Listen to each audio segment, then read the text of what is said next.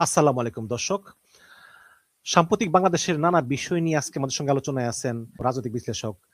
একটা নির্বাচন যদি মধ্যবর্তী আয়োজন করতে হয়, শেখ হাসিনা আওয়ামী লীগকে যদি সেই নির্বাচনে অন্তর্ভুক্ত করতে হয় রাজনৈতিক পরিসরে, তাহলে এই সময়ে রাষ্ট্রপতি পদে বিশ্বস্ত একজন কাউকে রাখা গুরুত্বপূর্ণ, যেমন তেমন ওই ব্যক্তিকে সরিয়ে দেওয়া দরকার যে ব্যক্তি বারবার মনে করান আর বলেন যে শেখ হাসিনার কোনো পদত্যাগপত্র বাংলাদেশে জমা পড়ে নাই। হঠাৎ করে বাংলাদেশে খবর ছড়িয়ে পড়ে গতকাল যে রাষ্ট্রপতি শাহাবুদ্দিন চুপ্পুকে পদত্যাগ করতে হচ্ছে। মানে রাষ্ট্রপতি শাহাবুদ্দিন চুপ্পুকে তারেক রহমান সরকার গঠনের পরেও কেন পদত্যাগ করতে হলো না, বিশেষ করে তিনি 2025-এর ডিসেম্বরেই নির্বাচিত সরকার এলে এবং চাইলে তিনি পদত্যাগে প্রস্তুত আছেন বলার পরেও সেটাই বরং এতদিন একটা বিস্ময় ছিল। কিন্তু হঠাৎ করে কালকে কেন এমন ঘটনা ঘটলো এবং খবর মূলধারার সংবাদ মাধ্যমের কাছে যাওয়ার আগে বা কোনো আনুষ্ঠানিক ঘোষণায় যাওয়ার আগেই আল জাজিরার সাংবাদিক জুলকারনাইন সায়ের প্রবাসে বসে এ খবর পেয়ে গেলেন, এমনকি কে আসছেন রাষ্ট্রপতির জায়গায় সেখানে একটা বিস্ময়কর নামও উল্লেখ করে বসলেন। এবং তার সূত্রে প্রথম বাংলাদেশের সংবাদ মাধ্যমে খবর হওয়া শুরু হলো যে রাষ্ট্রপতি শাহাবুদ্দিন চুপ্পুকে সরে যেতে হবে। এবং প্রথম দিকে বিএনপির শীর্ষস্থানীয় নেতা যাদেরকে ফোনে পাচ্ছিল সংবাদ মাধ্যমগুলো, তারাও বলছিলেন তাদের কোনো ধারণাই নাই যে রাষ্ট্রপতি শাহাবুদ্দিন চুপ্পুকে পদত্যাগ করতে হবে। রাত বাড়তে বাড়তে রাষ্ট্রপতি শাহাবুদ্দিন চুপ্পু তার বঙ্গভবনের বিভিন্ন কর্মকর্তাদের সূত্রে এটা নিশ্চিত হওয়া যায় যে বাংলাদেশের সরকারের একদম সর্বোচ্চ পর্যায় থেকে তাকে দ্রুততম সময়ে রাষ্ট্রপতির পদ ছেড়ে সরে যেতে বলা হয়েছে। মানে প্রধানমন্ত্রী তারেক রহমানই তাকে রাষ্ট্রপতি পদ ছাড়তে বলেছেন, যিনি ক্ষমতা নেওয়ার পর প্রথম দিকে ভীষণ রকম ঘনিষ্ঠতা দেখিয়েছেন রাষ্ট্রপতি শাহাবুদ্দিন চুপ্পুর ওপর, আর গত কয়েক মাস ধরে তাদের ভিতরে যে দূরত্ব হয়েছে সেটাও একেবারে প্রকাশ্য আর স্পষ্ট হয়ে পড়ছিল। এই দূরত্বটা সৃষ্টি হয়েছিল রাষ্ট্রপতি শাহাবুদ্দিন চুপ্পুর লন্ডন সফরের পর থেকে। মে মাসের সেই লন্ডন সফরের পর তারেক রহমানকে ঈদের নামাজে যেমন শাহাবুদ্দিন চুপ্পুকে জড়িয়ে ধরতে বা কোলাকুলি করতে দেখা যায়নি, পাশে বসার সুযোগ দিতে দেখা যায়নি, তেমনি এমনকি বাজেট অধিবেশনেও সৌজন্যের সালামটুকু রাষ্ট্রপতির সঙ্গে বিনিময় করেন নাই তারেক রহমান। এমনকি তিনি চীন সফর থেকে ফিরে প্রথা অনুযায়ী রাষ্ট্রপতির সঙ্গে সাক্ষাতেরও প্রয়োজন বোধ করেন নাই। কাজেই রাষ্ট্রপতি শাহাবুদ্দিন চুপ্পুর চাকরিটা যে টলমল করছিল সেটা বোঝা যাচ্ছিল যে যে কোনো সময় চলে যেতে পারে। একটা সূক্ষ্ম সুতার উপর দিয়ে তিনি হাঁটছেন বটে, কিন্তু কালকে কেন? কালকে প্রধানমন্ত্রী তারেক রহমানের এই সিদ্ধান্ত এলো কেন? এখন এমন একটা খবর বাংলাদেশের মূলধারার সংবাদ মাধ্যমগুলোতে আসছে যে মে মাসে লন্ডন গিয়ে রাষ্ট্রপতি শাহাবুদ্দিন চুপ্পু নাকি শেখ হাসিনার সঙ্গে ফোনে কথা বলেছিলেন। এ কথা গোয়েন্দা সূত্রগুলো জানতে পারার পর সরকারের সর্বোচ্চ পর্যায় থেকে শাহাবুদ্দিন চুপ্পুকে সরে যাওয়ার নির্দেশ বা অনুরোধ বা আহ্বান জানানো হয়। মানে এই যে কথাটা এখন বলা হচ্ছে, রাষ্ট্রপতি শাহাবুদ্দিন চুপ্পু কিন্তু এমনকি ডিসেম্বরে যখন রয়টার্সের সঙ্গে সাক্ষাৎকার দিয়ে বলেছিলেন যে তিনি প্রস্তুত নির্বাচিত সরকার এলে পদত্যাগ করতে, সে সাক্ষাৎকারে যখন রয়টার্সের সাংবাদিক তাকে জিজ্ঞেস করেছিলেন যে শেখ হাসিনার পতনের পর শেখ হাসিনার সঙ্গে তার যোগাযোগ হয়েছে কিনা, রাষ্ট্রপতি শাহাবুদ্দিন চুপ্পু কিন্তু তখনও বলেন নাই যে না, তার সঙ্গে কোনো যোগাযোগ হয় নাই। রয়টার্স সাংবাদিক স্পষ্টত ওই সাক্ষাৎকারে লেখেন যে এ প্রশ্নের কোনো উত্তর দিতে রাষ্ট্রপতি শাহাবুদ্দিন চুপ্পু রাজি হন না, কিন্তু তিনি বলেন তিনি রাষ্ট্রপতির দায়িত্ব নেওয়ার পর থেকেই একজন দল নিরপেক্ষ ব্যক্তি হিসেবে কাজ করার চেষ্টা করছেন। এখন লন্ডনে গিয়ে শেখ হাসিনার সঙ্গে কেন কথা হতে হবে শাহাবুদ্দিন চুপ্পুর? কেন শাহাবুদ্দিন চুপ্পু বাংলাদেশে বসে কথা বলতে পারবেন না? মানে বাংলাদেশে বসে তার এই কথা বলার ওপর কি সত্যি সকল রকম ডিভাইস, সকল রকম অ্যাপ, সকল রকম নিরাপত্তা পেরিয়ে নজরদারি করা সম্ভব বাংলাদেশের গোয়েন্দাদের পক্ষে? বাংলাদেশের গোয়েন্দারা কি সত্যি জানতেন বা জানতেন না যে রাষ্ট্রপতি শাহাবুদ্দিন চুপ্পুর সঙ্গে শেখ হাসিনার কথা হয়? আর সত্যি লন্ডন থেকেই রাষ্ট্রপতি শাহাবুদ্দিন চুপ্পু শেখ হাসিনার সঙ্গে কথা বললেন? কি কথা হলো তাদের মধ্যে? এই যে শাহাবুদ্দিন চুপ্পুর সঙ্গে শেখ হাসিনার একটা যোগাযোগ থাকতে পারে, এ সন্দেহ তো না করবার কোনো কারণ নাই। কারণ আজকেও প্রথম আলো লিখেছে যে শেখ হাসিনা এবং শেখ রেহানা এই দুই বোনের সরাসরি পছন্দে এবং পরামর্শেই রাষ্ট্রপতি শাহাবুদ্দিন চুপ্পুকে তখন রাষ্ট্রপতি নিযুক্ত করা হয়েছিল 2023 সালে আওয়ামী লীগের অনেককে বিস্মিত করে। সেটাও একটা সকলের জানা সত্য। তাহলে এমন পরিস্থিতিতে এরকম ঘনিষ্ঠ বিশ্বস্ত একজন কর্মী, যিনি কিনা বঙ্গবন্ধু শেখ মুজিবুর রহমান হত্যার পরেও কয়েক বছর ধরে জেল খেটেছেন, এমন একজন আওয়ামী লীগ কর্মী যিনি পুরো তার সরকারি কর্মকর্তা জীবনেও আওয়ামী লীগ ঘনিষ্ঠ হিসেবেই পরিচিত ছিলেন, এহেন ব্যক্তি রাষ্ট্রপতি পদ পর্যন্ত শেখ হাসিনা তাকে নিয়োগ দেওয়ার পর তার সঙ্গে কখনোই শেখ হাসিনার যোগাযোগ হয়নি। এটা কি তার মানে গোয়েন্দা তথ্যে পাবার অপেক্ষায় তারেক রহমান এতদিন কাটিয়ে দিয়েছেন? তিনি এতদিন ধরে বিশ্বাস করেছেন, ভরসা করেছেন যে রাষ্ট্রপতির সঙ্গে শেখ হাসিনার কোনো যোগাযোগ নাই। রাষ্ট্রপতির সঙ্গে তো তারেক রহমানের যোগাযোগ ছিল, কারণ এবছর যখন তারেক রহমান সরকার ক্ষমতা নিল, তারপর কালের কণ্ঠকে ডেকে তো রাষ্ট্রপতি শাহাবুদ্দিন চুপ্পু স্পষ্ট বলেছেন যে এই যে এত রকম ঝড়ঝঞ্ঝা তিনি পার করেছেন, হাসনাত আব্দুল্লাহরা যখন বঙ্গভবন ঘেরাও করে রেখেছিল তাকে পদত্যাগের আলটিমেটাম দিয়ে, তখন তাকে সব সময় সাহস জুগিয়েছেন আন্তরিকতাপূর্ণ মানুষ তারেক রহমান। তাহলে তারেক রহমান লন্ডনে, ঢাকায়, বঙ্গভবনের ভেতর শাহাবুদ্দিন চুপ্পু, তাদের মধ্যে যোগাযোগ হয়ে যেতে পারলো, আর শেখ হাসিনার এত ঘনিষ্ঠ বিশ্বস্ত ব্যক্তি শাহাবুদ্দিন চুপ্পু শেখ হাসিনা দিল্লি চলে যাওয়ার পর তার সঙ্গে কোনো যোগাযোগ স্থাপনের চেষ্টা করেন নাই, সেটা ভেবে নিশ্চিন্ত থেকেছেন এতদিন তারেক রহমান, সেটা একটা বিস্ময়কর বিষয় বটে। কিন্তু শুধু কি এজন্যেই এখন চুপ্পুকে সরিয়ে দেওয়ার কথা ভাবলেন তারেক রহমান হঠাৎ করে মে মাসের সফরটার পর? এস আলম, যেই গোষ্ঠীর সঙ্গে রাষ্ট্রপতি শাহাবুদ্দিন চুপ্পুর অত্যন্ত ঘনিষ্ঠতা আছে বলে আজকেও প্রথম আলো লিখেছে, এবং যখন তিনি রাষ্ট্রপতি পদে নিযুক্ত হয়েছেন তখন তিনি রীতিমতো দুর্নীতি দমন কমিশনের কমিশনার পদ ছেড়ে এস আলমের মালিকানাধীন দুটো ব্যাংকে দায়িত্ব পালন করছিলেন। ইসলামী ব্যাংকে তিনি ছিলেন পরিচালনা পর্ষদের ভাইস চেয়ারম্যান, আর এনআরবি গ্লোবাল ব্যাংকের উপদেষ্টা হিসেবেও তিনি দায়িত্ব পালন করছিলেন। এস আলম ঘনিষ্ঠ এই শাহাবুদ্দিন চুপ্পু লন্ডন গেলেন, এবং এখন পর্যন্ত বিএনপির ভেতরে এই সন্দেহ আছে যে এস আলম এখনো আওয়ামী লীগের শক্তি, সামর্থ্য, অর্থনৈতিক শক্তি জুগিয়ে যাচ্ছে কিনা, সেই প্রশ্নগুলো কি শাহাবুদ্দিন চুপ্পুর ক্ষেত্রে গুরুত্বপূর্ণ ভূমিকা রেখেছে কিনা, কিংবা শাহাবুদ্দিন চুপ্পুর আসলে কোন কোন বৈঠক হয়েছে সেটা জানতে মে মাস থেকে এখন জুলাই পেরিয়ে গেল কেন বাংলাদেশের গোয়েন্দাদের, সে প্রশ্নও আছে। দেখেন, লন্ডনে আরেকটা বৈঠকের কথা কিন্তু তখন প্রবলভাবে আলোচিত হয়েছিল, বিশেষ করে বাংলাদেশের অত্যন্ত গুরুত্বপূর্ণ সূত্রগুলোর সঙ্গে ঘনিষ্ঠ বলেই হয়তো গত কয়েক মাস ধরে চাঞ্চল্যকর সব সংবাদ দিচ্ছে যে সংবাদপত্রটি টাইমস অফ বাংলাদেশ। তারা কিন্তু মে মাসে খবর দিয়েছিল যে স্বরাষ্ট্রমন্ত্রী সালাউদ্দিন আহমেদ তিনি হঠাৎ করে উধাও হয়ে গেছেন, এবং এমনকি স্বরাষ্ট্র মন্ত্রণালয় জানে না তিনি কোন দেশে গেছেন। অনুসন্ধান করে করে এই পত্রিকা বের করে এনেছে যে তিনি গেছেন যুক্তরাজ্যে, অথচ তার ব্যক্তিগত কর্মকর্তা বলছিলেন তিনি নাকি গেছেন সিঙ্গাপুরে। এবং টাইমস অফ বাংলাদেশ বলে যে খবর আছে তাদের কাছে যে লন্ডনে সালাউদ্দিন আহমেদ এবং শাহাবুদ্দিন চুপ্পুর মধ্যেও একটা বৈঠক হয়ে থাকতে পারে। যদিও শাহাবুদ্দিন চুপ্পু রাষ্ট্রপতি, তিনি নাকি টাইমস অফ বাংলাদেশকে বলেছিলেন যে এমন কোনো বৈঠক হয়নি, কিন্তু টাইমস অফ বাংলাদেশ রীতিমতো ওই সংবাদটি করে বসে। এই সালাউদ্দিন আহমেদ হচ্ছেন সেই ব্যক্তি যিনি শুধুমাত্র যে 2024 সালের সেপ্টেম্বরে ঢাকায় এসে এস আলমের গাড়িতে চড়ে সংবর্ধনা নিলেন তাই নয়, যেটা নিয়ে তখনও তিনি ক্ষমা চাইতে হয়েছে, এবারও সংসদেও আলাপ হয়েছে, শুধু তাই নয়, তিনি এস আলমের সম্পত্তি, ব্যবসা বাণিজ্য দেখে রাখছেন, এ খবরটা কিন্তু 2024 সেপ্টেম্বর থেকেই বাংলাদেশের মূলধারার গণমাধ্যমেও নানা রকম আকার ইঙ্গিতে বেরিয়ে আসছিল।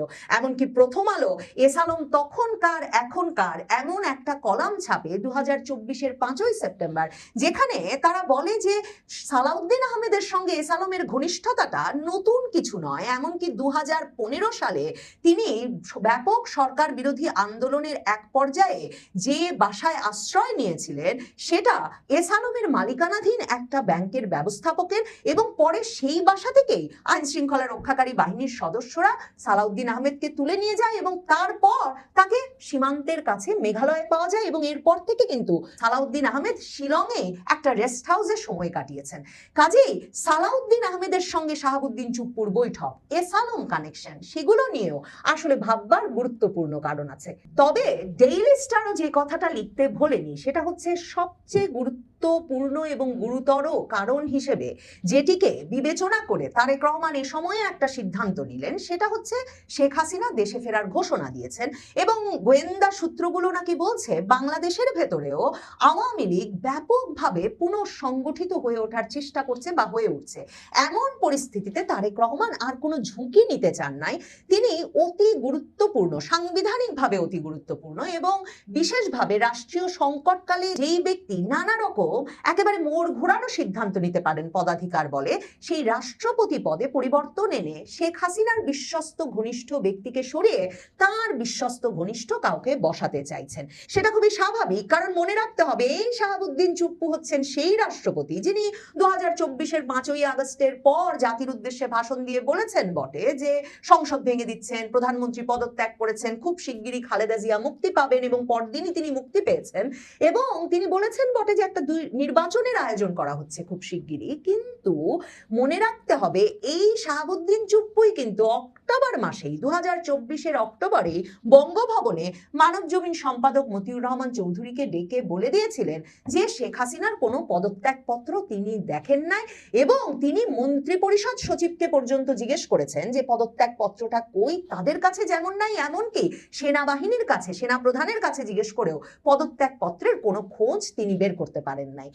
এই যে মে মাসে শাহাবুদ্দিন চুপ্পুর সফর, অত্যন্ত তাৎপর্যপূর্ণ মনে রাখা এটা যে সেই মে মাসের লন্ডন সফর শেষে শাহাবুদ্দিন চুপ্পু ফিরে আসার পরেই সেই মানবজমিন সম্পাদক মতিউর রহমান চৌধুরী আবারও এক অনলাইন সংবাদ মাধ্যমে গিয়ে সাক্ষাৎকার দিয়ে বললেন যে শেখ হাসিনা তো পদত্যাগপত্র জমা দিয়ে যেতে পারেন নাই, তিনি লিখেছিলেন বটে কিন্তু তাকে সেই পদত্যাগপত্র ভ্যানিটি ব্যাগে করে নিয়ে দিল্লি চলে যেতে হয়েছে।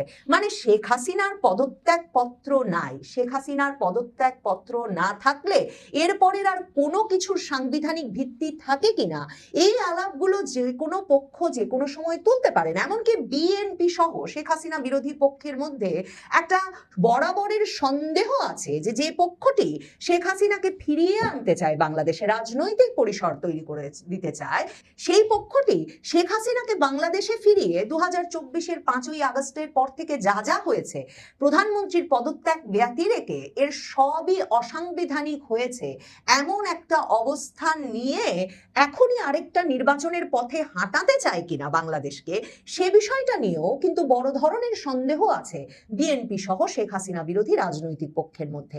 কাজেই একটা নির্বাচন যদি মধ্যবর্তী আয়োজন করতে হয়, শেখ হাসিনা আওয়ামী লীগকে যদি সেই নির্বাচনে অন্তর্ভুক্ত করতে হয় রাজনৈতিক পরিসরে, তাহলে এই সময়ে রাষ্ট্রপতি পদে বিশ্বস্ত একজন কাউকে রাখা গুরুত্বপূর্ণ, যেমন তেমন ওই ব্যক্তিকে সরিয়ে দেওয়া দরকার যে ব্যক্তি বারবার মনে করান আর বলেন যে শেখ হাসিনার কোনো পদত্যাগপত্র বাংলাদেশে জমা পড়ে নাই।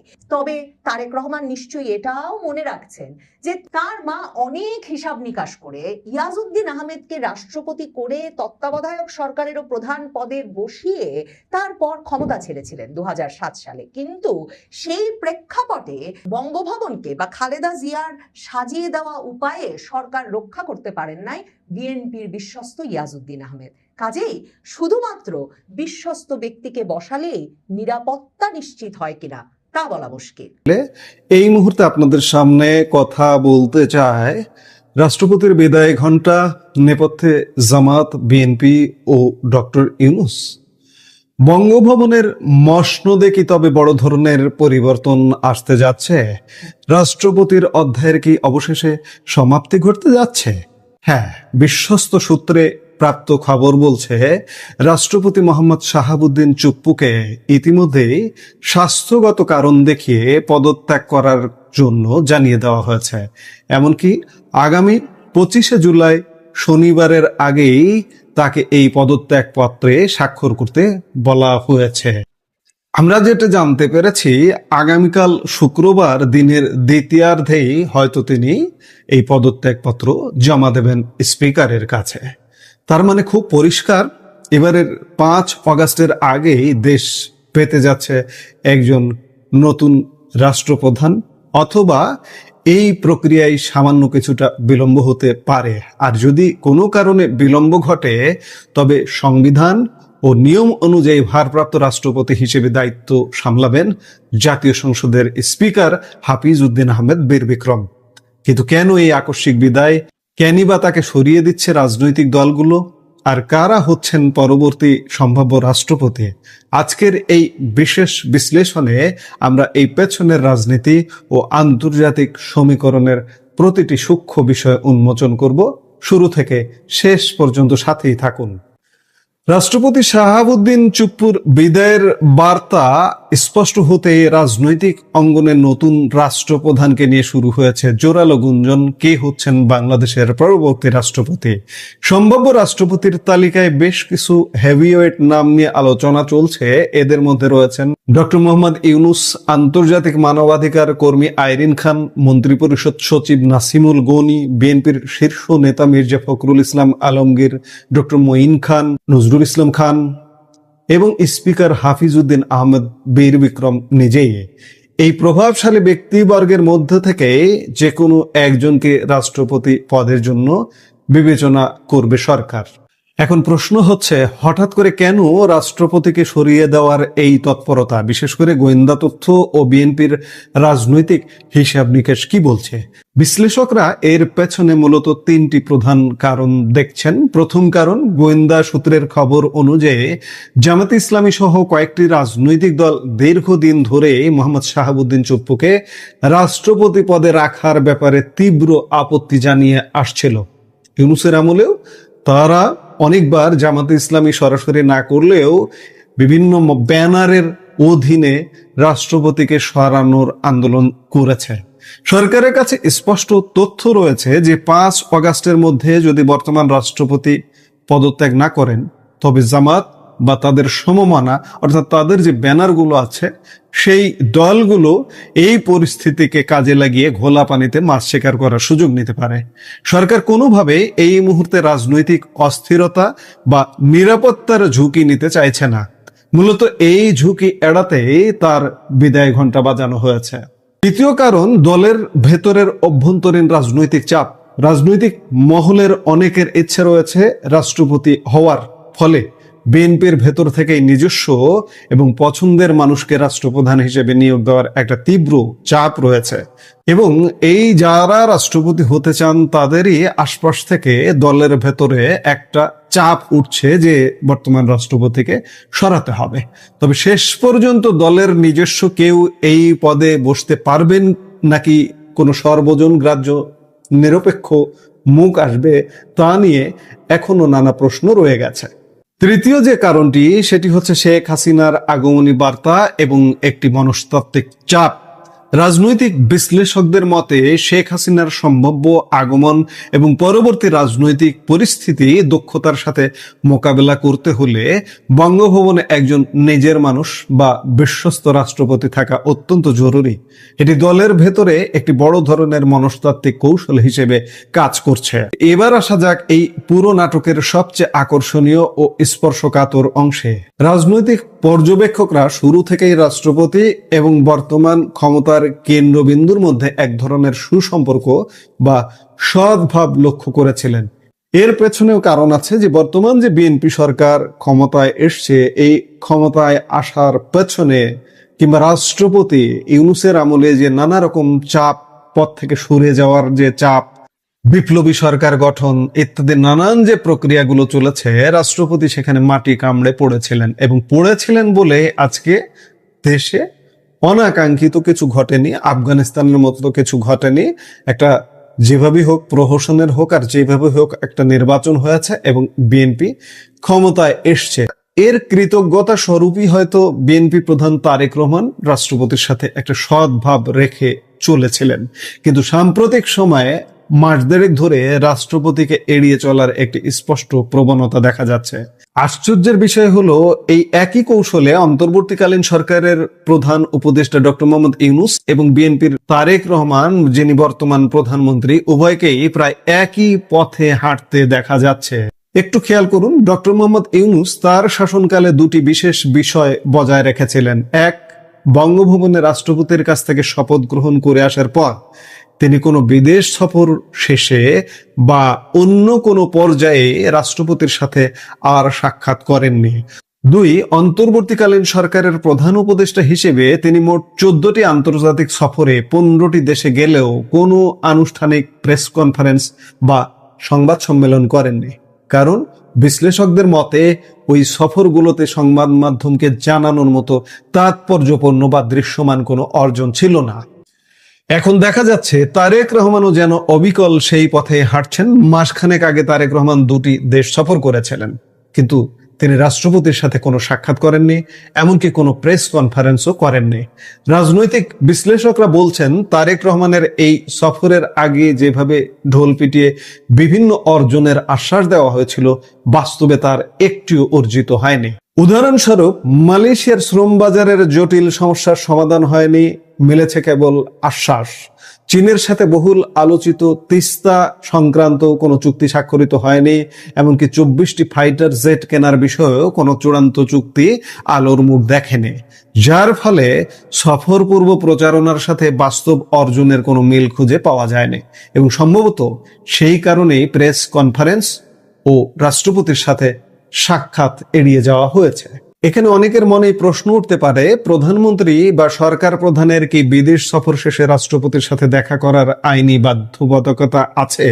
আইন ও সংবিধান কি বলে? গণপ্রজাতন্ত্রী বাংলাদেশের সংবিধানে সরাসরি বিদেশ সফর শেষে রাষ্ট্রপতির সাথে সাক্ষাৎ করতেই হবে এমন কোনো স্পষ্ট বা আলাদা শব্দ যুক্ত বাধ্যবাধকতা নেই। তবে সংবিধানের 48(5) অনুচ্ছেদে একটি সাধারণ কিন্তু অত্যন্ত গুরুত্বপূর্ণ বিধানের কথা বলা হয়েছে। সংবিধানের 48(5) অনুচ্ছেদে বলা হয়েছে, প্রধানমন্ত্রী অভ্যন্তরীণ ও বৈদেশিক নীতি সংক্রান্ত বিষয়াদি সম্পর্কে রাষ্ট্রপতিকে অবহিত রাখিবেন এবং রাষ্ট্রপতি অনুরোধ করলে যে কোনো বিষয় মন্ত্রিসভার বিবেচনার জন্য পেশ করিবেন। অতএব বাস্তবতা ও দীর্ঘদিনের রাষ্ট্রীয় রেওয়াজ হলো বৈদেশিক নীতি ও রাষ্ট্রের গুরুত্বপূর্ণ সিদ্ধান্ত সম্পর্কে রাষ্ট্রপ্রধানকে অবহিত রাখা সরকারের সাংবিধানিক দায়িত্ব।